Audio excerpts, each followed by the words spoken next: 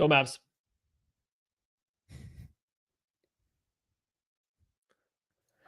Do not be mistaken. This is not an NBA show, despite Maddie Lane's best effort to bring up what is happening right now. Thank you all for tuning in live. The Chiefs are in some legal trouble again. We got some more Chiefs players in legal trouble yet again. We've got schedule releases for training camp. Oh, and we've got an old friend, Derek Carr, playing the Chiefs in week 6. Let's talk about all of it. This is KC Sports Network, proudly presented by Emprise Bank. Welcome into a live edition of the KC Laboratory, presented by Emprise Bank, member FDIC, our incredible partners in Possible here at KC Sports Network. We appreciate anybody that is listening, watching, supporting what we are doing here at KCSN. I am appreciative of the man in the backwards hat tonight, Matthew Lane. Hi, Matty. Hey, Kent. Yeah, we need our Mavs to step it up here. They're falling behind early on in this elimination game against the Celtics. We need to fix that. We desperately need to fix that. But I'm doing good. I'm glad you asked. I mean, I'm not really. The Celtics are on their way to winning an NBA title. That's never good. And I can already tell you, Jason Tatum's going to do just enough to get the MVP for this series after being absolute buns for the majority of it. It's going to be an infuriating NBA Finals. I just hate how happy a bunch of Mahomes haters are in the Boston Garden right now. Like, that's what's so frustrating for me is like, oh yeah, that's the only thing.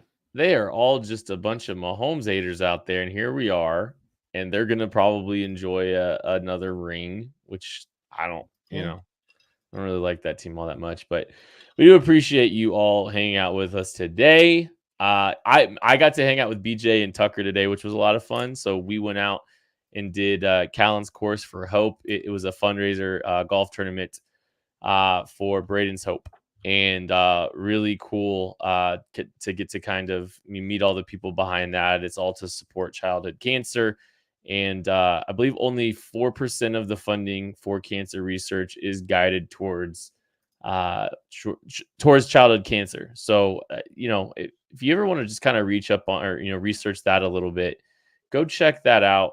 Go check out Braden's Hope, because they're doing some incredible things to try to raise money for childhood cancer.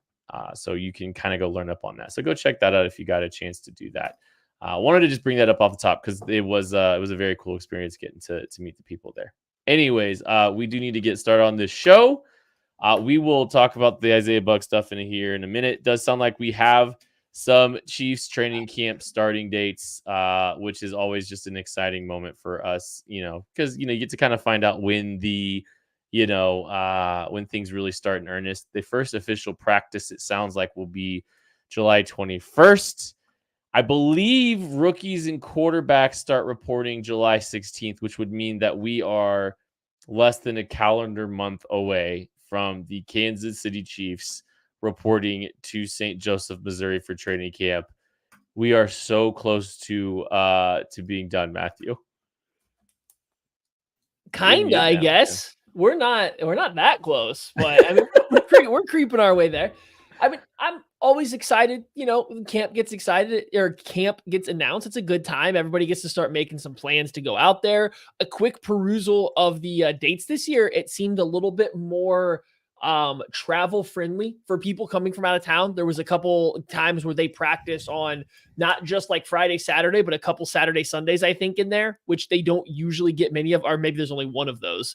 But they usually don't get you a Saturday, Sunday. So if you're from out of town, it's really hard to get in there and see 2 practices without taking a weekday off. So you can at least do that once. That's nice for those of us who are traveling in. I mean, besides that, it's just training camp dates. That's always exciting when they come in. And like I said, I like that there is a Saturday, Sunday combo. I believe that is July 27th and 28th. You can catch both of those. Like, that's fun for us out of towners.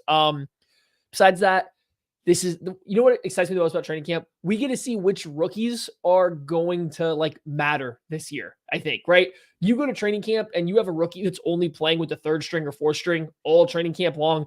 They're probably not going to factor in at all this season, especially for an Andy Reid team. But you go there and you see somebody getting first team reps from the get-go, like the real first team reps. You're like, oh, that guy's impressing. And it's not, and Andy's a little slow to play some rookies, right? Like, so if you get a rookie that's out there playing with the first team early on, it's not only is he impressing and like going to play a role, but like they are really excited about what he can do. So that part I kind of like.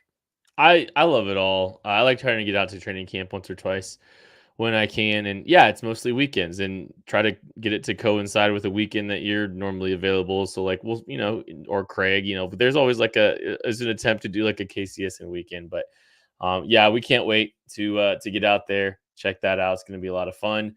And yeah, getting the early looks on who gets run. It sounds like like I think about Nazi Johnson last year, and everybody was kind of like trying to figure out if it mattered or not.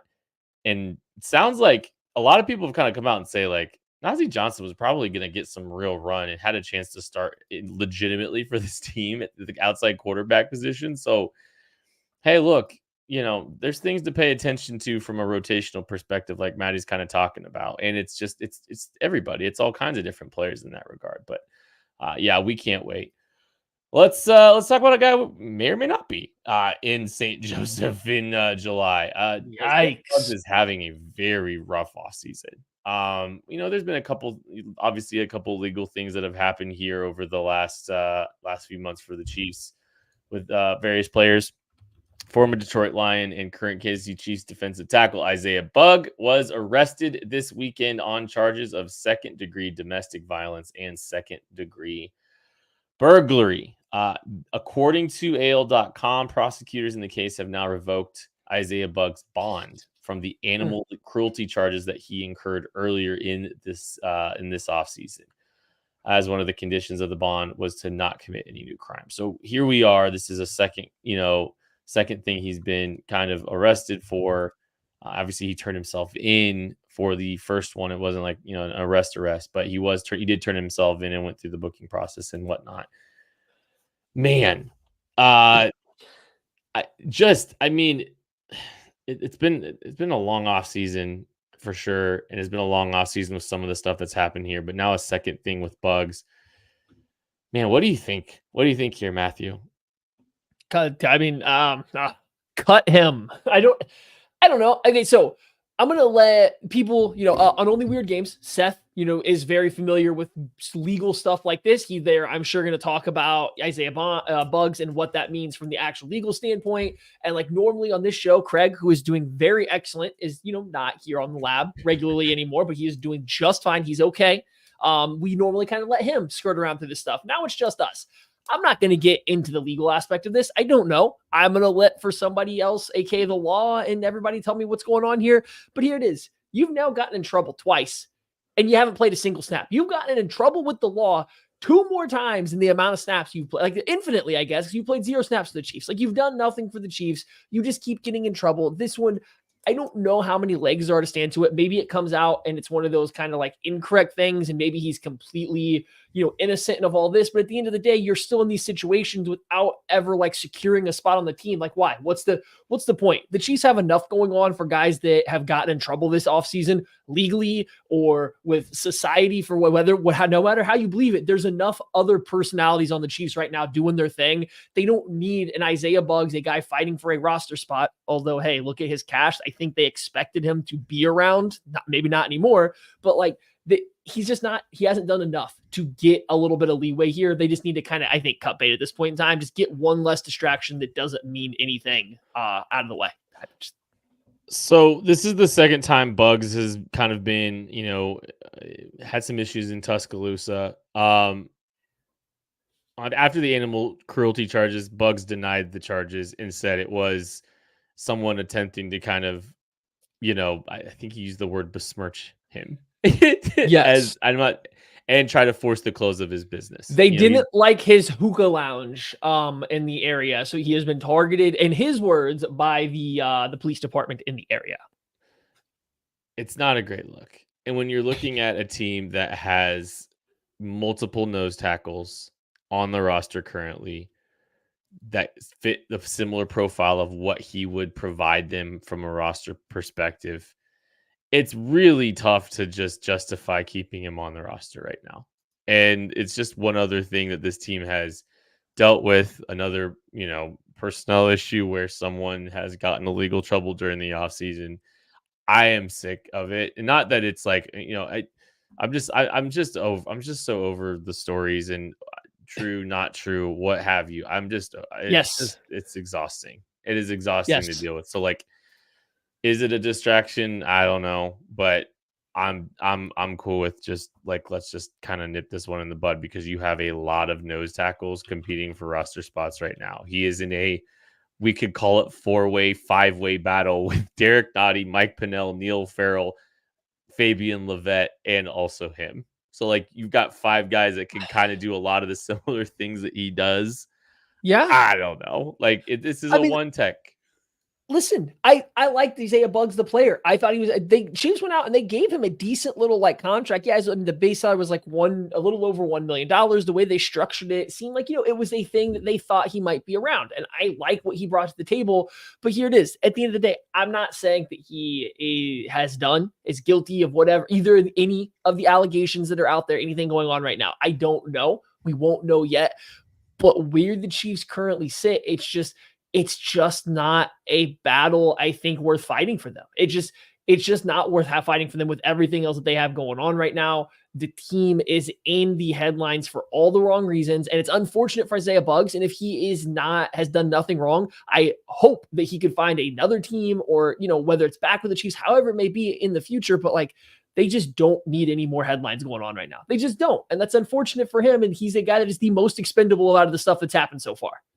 Yeah, and that's the easiest way of saying it. And it's not that it's like trying to like use Isaiah Buggs to, move some of the blame from this offseason. It's that you don't need more distractions. You just don't need any more of these, these things continuing to pop up. And you've got a lot of guys competing for that opportunity to go play out there. All right, let's get into our season preview. So what we've been doing, obviously, this summer is just going game by game, getting a look at all of the teams that the Kansas City Chiefs will be playing in the 2024 season, going week by week, and it is week 5 time. And the Chiefs will be hosting the New Orleans Saints and Derek Carr on Monday Night Football, heading into a bye after that. But let's talk about the New Orleans Saints. And Matthew Lane, tell me a little bit about the New Orleans Saints. What you before we get into some of these questions, just like the New Orleans Saints are the most, I'll say it, I think they're the most boring team in football. I think they're I think they're uninteresting. I don't. They don't. They do play in the NFC South. They got that going. They play in the NFC South. They're uninteresting. They rarely matter. Even when they're decent, they don't matter. They kind of just seem like a mediocre team that is in a lot of credit card debt via the cap. And after Sean Payton, they really haven't been able to do much of anything. And honestly, with Sean Payton, they haven't really done much of anything. I think they've been to one Super Bowl, and that was back when they won it with Drew Brees. And since then, they haven't been to a Super Bowl. I think they're the most boring team in the National. I think they might be the most boring team in the National Football League. I'll say it. I mean, Derek Carr does that. Yeah. They have Derek Carr. They also lost Jameis Winston. So like that right there is a huge negative. Like what Dennis Allen? Tell me something you know about Dennis Allen, Kent. He was the former head coach of the Las Vegas Raiders that was fired very quickly. He was treated as one of the best young minds in football and was very young when he got the opportunity to be a head coach, and it didn't last long. That's what I know about him. I mostly meant like something about him, not like as a coach, but just as like a person, because he's just also boring. One of the more boring head coaches, right? Like, no, you just don't know much. I mean, nothing about this team is exciting. I am with you. I am 100% with you. And you heard it here first. Kent wants Bountygate back. Kent said, bring back Bountygate so the Saints are interesting. Those are his exact words. Yeah, that was exactly what I said. That was verbatim. No, I'm with you. Like this team, it got no juice. There's no juice here. Nothing about it. A team in a city that can quite possibly have some of the most like hype and some of the most swag about them has none right now. It has negative confidence just looking at this team, and like that's I think kind of hard to do. And they also have like a bunch of ex-Chiefs on this team. They do, yeah, but. I'm not going to dunk on old Chiefs. I'm sorry. Oh, really? Okay, say that for the DMs. Got it. Oh, no. Steven Nelson's not on this roster. Steven Nelson may not be on any roster right now. Not I think he retired, actually. Oh, Pretty sure he retired. I good for him, I guess. Anyways, tell me about the quality of this boring roster. Boring. That is the quality. It's boring. It is a snoozer. I mean, it's not great, right? I mean, like, there's talent in some areas, but like top to bottom, I don't think it's that good. And part of that centers around the fact that they don't have a good quarterback whatsoever. Maybe the rattlesnake Spencer Rattler comes in and wins the job from Derek Carr, and they get one more interesting, but two better. At this point, are we sure Ryan Ramczyk's playing? I get that makes a huge difference in the quality of this roster. Is Ryan Ramczyk even going to play football this year? I don't think we know at this point in time. Besides that, there's the offensive line ranges from solid to a little unproven, and they got some good wide players at wide receivers. Like, you can pick out position groups on this team where they shouldn't be as bad as they are. But at the end of the day, like, all this, the sum of the parts don't come together. There's just a few too many holes on defense. The offensive line's been a problem on offense. Derek Carr is always a problem. So it's just, it's not a good roster top to bottom, but then I think they have big enough holes without enough playmakers to make up for it. By the way, they've been into one conference championship since they won the Super Bowl in 2009. It's just like, I don't know.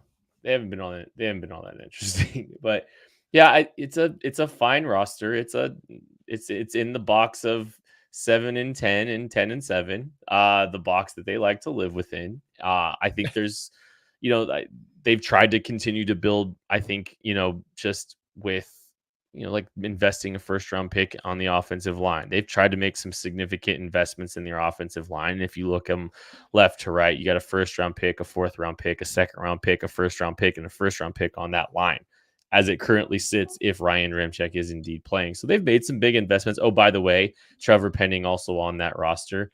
Which was one of those other trade-ups. Like I said, he's also on the roster. I do think it's funny that like we're talking about this team and like they do wild and crazy things with their draft capital and also their cap space, because like they're teams that like, hey, we signed Tyson Hill to a $160 million contract that isn't actually a $160 million contract. It's just a mechanism to allow us to kick his cap down the road and kind of pay on future years. And they do ridiculous stuff with the cap and are always in cap debt. And oh, by the way, they make crazy trade ups and they go do stuff for trade ups for Marcus Davenport or Trevor Penning. Like they do wild, like they should be more interesting than they are, but they're not. They just aren't. They just aren't. And it's like you kind of look at their roster, and I just don't think they'd have a ton of blue chips. And like I'm trying to find like how many they really have. I think you can make an argument for a Chris Olave. Ryan Ramczyk was one. Alvin Kamara was one. Ramczyk is one if he can play. Ramczyk is one if he is healthy and can play. I think Kamara maybe took a step back last year, but I don't think he was terrible. I think you can still count both of those as blue chips, but then now is where it gets a little tricky is when you jump the other side. But then even still looking at the roster, like I feel like you can't pick like massive holes in this team, point to a position group and say they're absolutely terrible there. It's just they're okay everywhere. Marshawn Lattimore, great cornerback. But then you pair him around like Paulson Adebo and Alante Taylor, and you're like, yeah, okay, I guess. And this version of Tyrann Mathieu, who I loved as a Chief, but like this version of him and a Jordan Howden, and is Daniel Sorensen still there? No, I think he's no longer on the team. Like, it's just they're there. Never mind. They're the epitome of just there. And I get it. This plays back to your boring aspect. Yeah, it's just like you can't find it. Like you said, I think the thing that you followed it up with it right after was they just don't have a lot of juice. And they don't. Yeah. They just don't have a ton of game breakers. They don't have guys that are, changing, the course of your game significantly. They have some quality football players. But it lacks juice. It lacks true blue chips, and like getting talent is always nice. And, building through the offensive line is always a good thing, especially when Derek Carr is your quarterback. But man, it just doesn't have the kind of juice I think you're looking for. When you're talking about the quality of the staff for the New Orleans Saints, what do you think, Matthew? Snoozers? Bunch of boring coaches. I mean, Clint Kubiak is a Kubiak that does some Kubiak things, right? And The Saints have been in this weird spot that since Sean Payton took over, nothing has changed structurally about that team from then until now. Yes, they've Correct. had different coaches. They've had to try to do things slightly differently, but nothing has really changed. I do think Clint Kubiak's his version of this offense was, adjusting, was showing a little bit more last year. And I think that's helpful. They were starting to get a little bit more of an identity on the offensive side of the ball because of that. But like, this team has just been the same from a schematic standpoint, it seems like, forever now. And the thing is, it kind of works. Like, it legitimately kind of works. Look at some of these teams that have gone to the playoffs that they've had, like even with the ghost of Drew Brees back there, and they've been competitive with Derek Carr and insert any other quarterbacks. Like, it works. It's just, it's hard to decipher what is the coaching staff being really good. What is it, just the scheme that they were instilled in when Peyton was there, and versus what's just getting to play in the NFC South, full of a bunch of other inept teams that really struggled to find their footing for more than 2 years at a time. I think I actually, and this is going to sound funny, like after everything we've said today, I don't think Dennis Allen's a bad head coach. I actually think that he's done a lot of good with a lot of boring. I think, when you look at their defensive lineup, there's not a ton of game changers. There's not a ton of playmakers on that team, on that defense, but they've held up, capably over the course of Dennis Allen's tenure there in New Orleans, both when he was a coordinator and as a head coach. So like, I think he's done some good things. Like, I actually think Dennis Allen might be okay. I just think this is a very stale roster that continue to pay. Yeah, sure. I think he's a fine head coach. I think this is just stale. It's just a stale organization with a stale, approach to, to roster construction, where you're continually, they were technically like $50 million over the cap, and they keep paying ahead for future versions of the cap, and they keep taking their lumps, and they're always going to do that. And they're going to continue to do that. And Mickey He's been Loomis, on the team 2015, man. Yeah. Yeah. Does that surprise you? No, I knew he's been there forever. It's just like, wait. Yeah, he might be a very good coach. And I think actually as a defensive coordinator, he was a really good defensive coordinator for the Saints there for a stretch. Like, I don't want to take that away from just, he's been with this team for so long, and they just have what is the Saints imprint on the NFL? Like, right? Like, exactly. It's Sean Payton's imprint. It's not the Saints. It's Payton. Right. And so I don't know. I'm with you. It's Sean Payton didn't do nearly. Look, Sean I'm Payton's not legacy. Accepting Sean Payton slander here. I don't know. It's been 15 years removed from the Super Bowl. Obviously, he's in Denver now. He retired and all that stuff. But like, they went to one conference championship after that 2009 Super Bowl. He really didn't do. They were just, they didn't do much. They didn't do all that much. Just saying. Just saying. We're going to take a break. We'll be back right after this. He has a movie. We appreciate you supporting KC Sports Network by listening to our podcast. You have helped us become the highest ranked Chiefs podcast network in 2022 and 2023. And don't forget about our daily Substack newsletter, the best written analysis you can find on the Chiefs straight to your inbox every day. kcsn.substack.com. On the golf course today, playing with my new PXG driver, and I can confidently say nobody makes golf clubs like they do, period. I went in and swung the PXG Black Ops driver a few weeks ago, got it fitted, and it's a total game changer. You no longer have to sacrifice distance for forgiveness. I've had a tendency to pop the ball up a little bit when I've with a higher lofted driver, lowered the loft for me, and I was able to drive the ball a lot more consistently with a lower trajectory, and I was hitting the ball really far. Tucker made a couple of jokes today while we were out on the course just about how different it sounded coming off the club face, and he's absolutely right. And it felt incredible when I got a hold of a couple of those shots today. So I had a great time with my new PXG driver, and they made me a believer, and they'll do the same for every golfer in Kansas City. Visit pxg.com/KC Laboratory to schedule your fitting at PXG Kansas City, 7517 West 119th Street in Overland Park. Get fitted for any club, and you'll get a dozen golf balls free. That's pxg.com/KC Laboratory to schedule your fitting. pxg.com/KC Laboratory. Limit 1 dozen golf balls per person. Promotion ends June 30th. Other terms and conditions may apply. See store for details. Yeah, congratulations to Sean Payton on getting a Netflix movie made about him and, his disgraces in the National Football League. So, good. I mean, but is that not like, okay, we said the Saints are boring, and I don't disagree with you, but like when Peyton was there, they weren't boring. They were, though. They were boring. They were. They were interesting one year when Drew Brees was kind of going for some of those records. No. They made it to the conference finals one year. When Peyton was there, they had a little bit of swag. They were good. They punched up a little bit. They had the whole with the stolen who they. Actually, I think the fraud stole it from them. The who they, or they who they, or they're who they. Those are both of them have had a version of that forever. Who dat, was that it? I can't. Who dat and who day. Yeah. They had that. They were fun for a while. I will give them that. And then they had Bountygate. You can't tell me Bountygate wasn't interesting. All right. Can you name 5 Saints from the 2019 Saints when they went 13-3 and lost in the wild card? The 19 Saints. Michael Thomas would have obviously been there. Okay.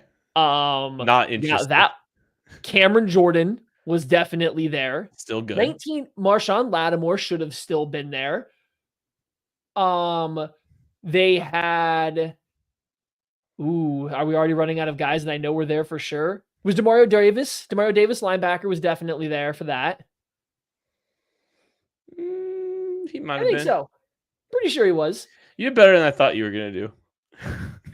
Yeah, let's go. Alvin Kamara was there. Congrats. No, that was back when Alvin Kamara was good. Right. I didn't say they were like necessarily interesting then. I was thinking earlier on in the Peyton run, they were kind of interesting. I'll give you like the last 5-6 years. No, hold on. I gotta go pull this up again because there was a stretch where they went 7-9 3 straight years with Sean Payton before they finally got decent again. This team literally offered up money for injuring opposing quarterbacks, and you're telling me that was a boring team. Jonathan Vilma was paying people out of his wallet if they could hurt people. And you're telling me that's boring? When was Bountygate? I gotta find out now. Like early 2010s?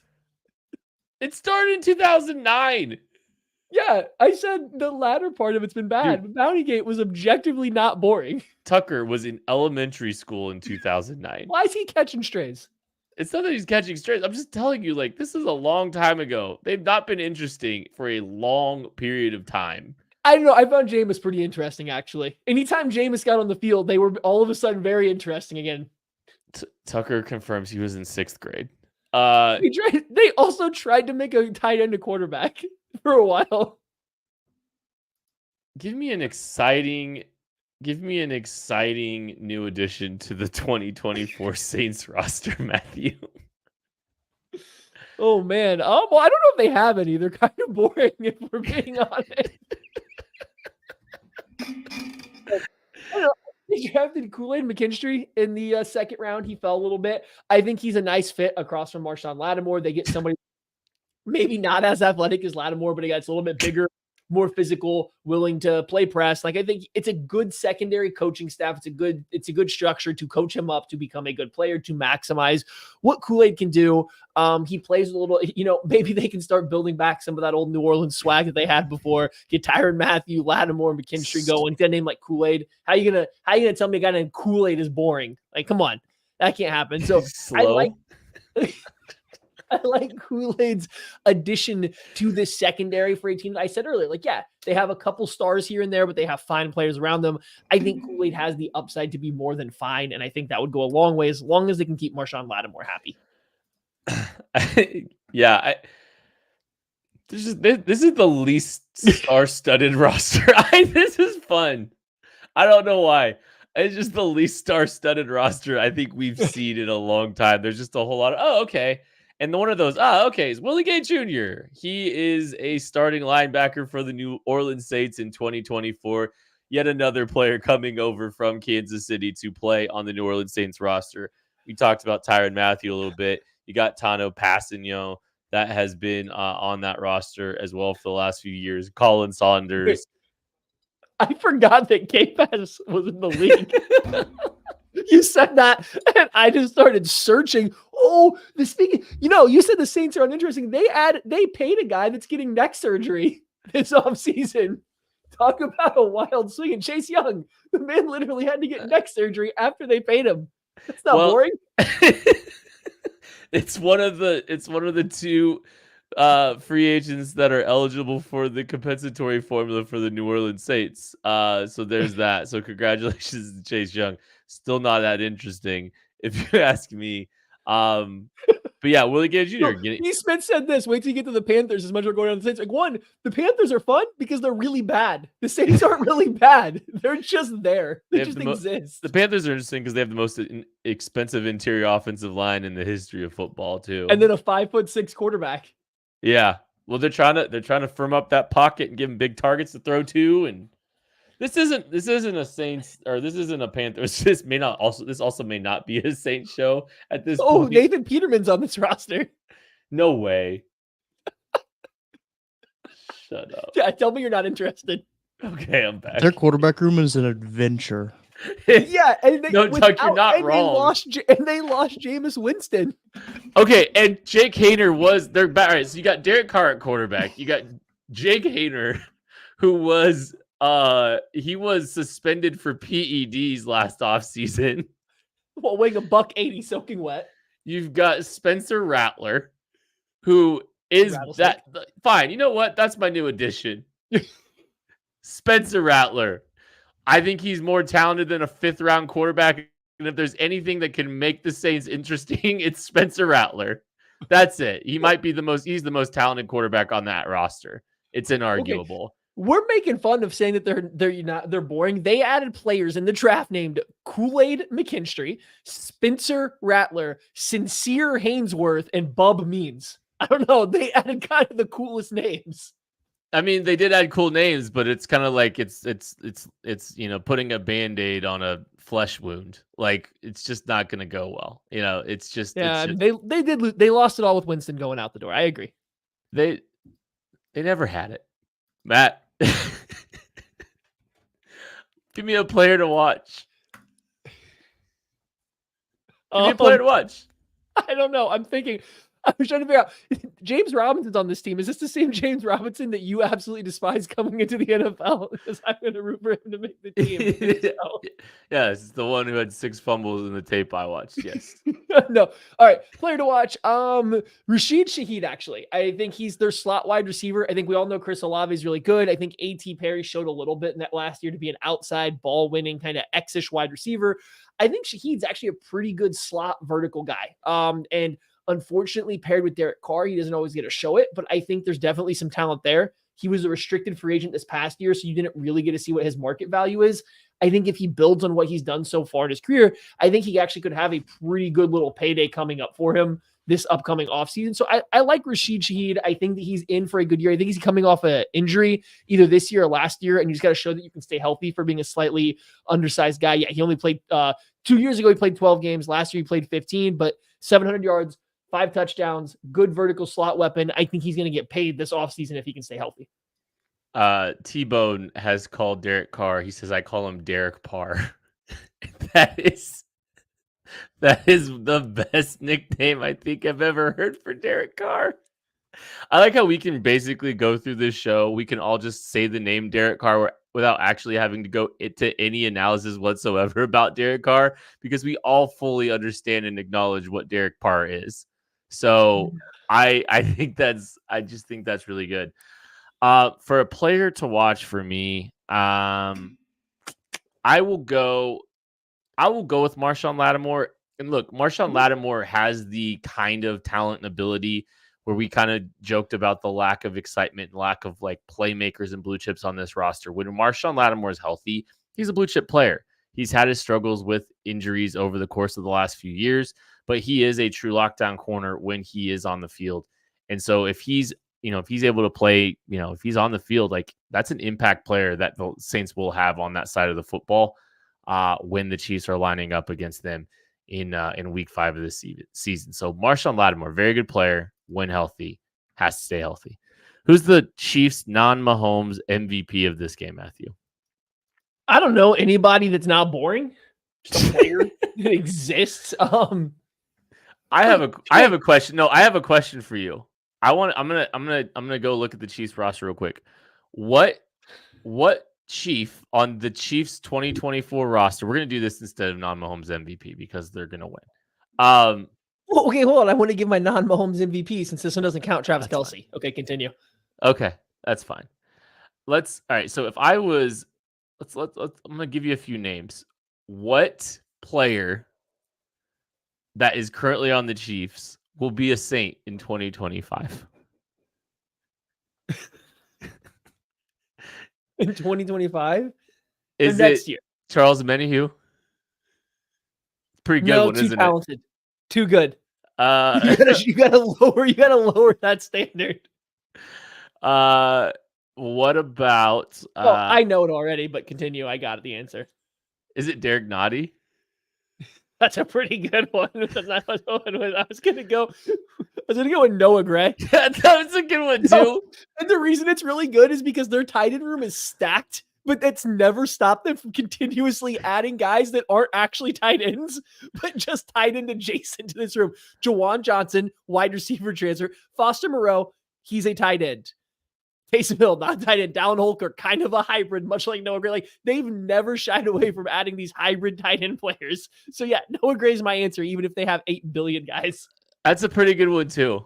And so my player to watch for this game and my non-Mahomes MVP will be Noah Gray because he's going to play so well that Dennis Allen has to have him to help the Saints go from 7-10 in 2024 to 8-9 in 2025. So like they just definitely see Noah Gray as the guy that's going to help get them over the hump. So he's going to be the non-Mahomes Chiefs MVP. Guess the line on this game.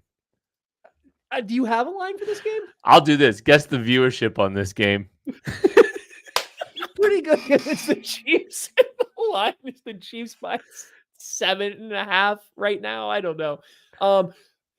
I had something else I was going to say, but I forget what it was. Oh, hey, chat. Throw in any questions you have about this matchup if you would like real quick. We can answer a couple of questions about the Saints because, I'm sure everybody's got a bunch of questions about the Saints as this very star-studded team. And while you do ask a few questions, how do the Saints beat the Chiefs, don't. Matthew?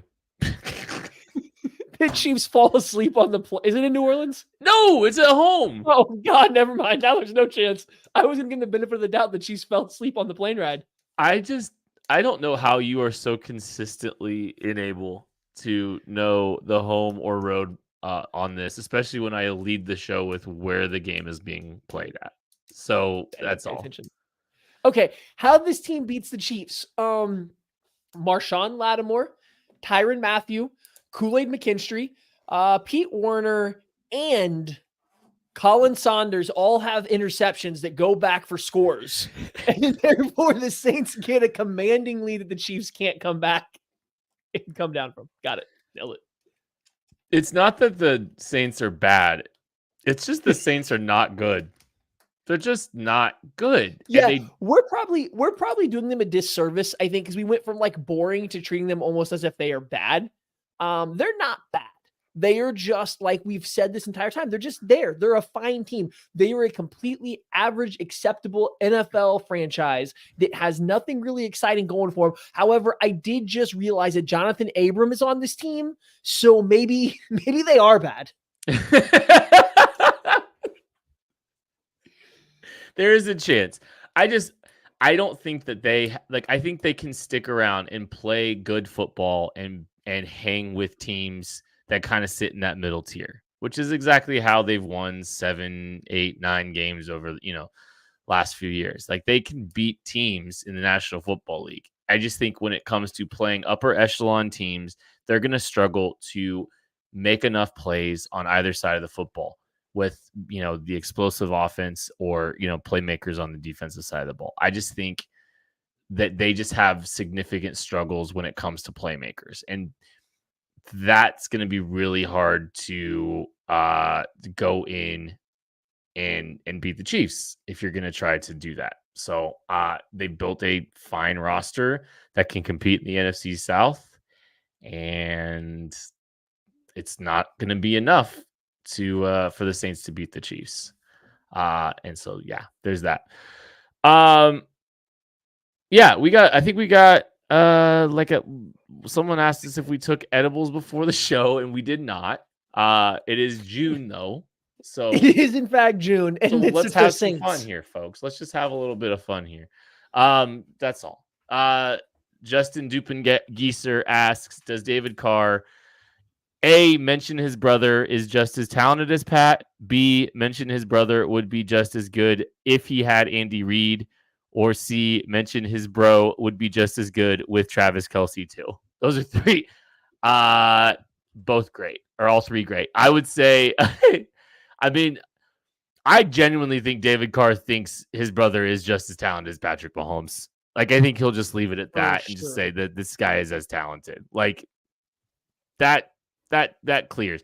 I don't know if they're allowed to block a YouTube channel, but they're somehow going to catch this audio clip and they're somehow going to block us.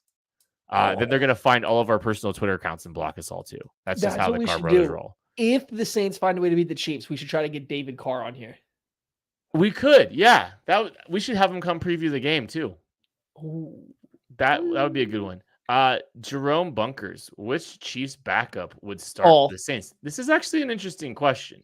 I actually think this is a little bit interesting because I think the argument conversation we're having isn't, it's not that they don't have some level of talent. It's just that they don't have great playmakers.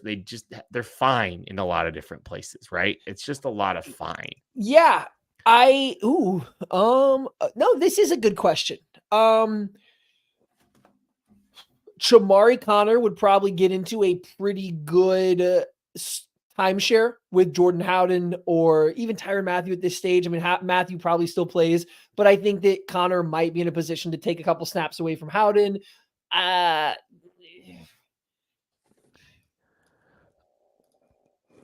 much else. Wide receiver, no. No. A.T. Perry's better than Justin Watson. Yeah. There's the offensive line, no. No. Tight end. Noah Gray is Noah Gray the best tight end on the he might be the best. No, I don't think so. I think they kind of like Jawan Jennings, and Foster Moreau's better than Noah Gray. Well, the version of Foster Moreau coming out of college was, but he still is. I think is the answer Carson Wentz? I considered it. I legitimately considered that. Carson Wentz, I considered that was an option.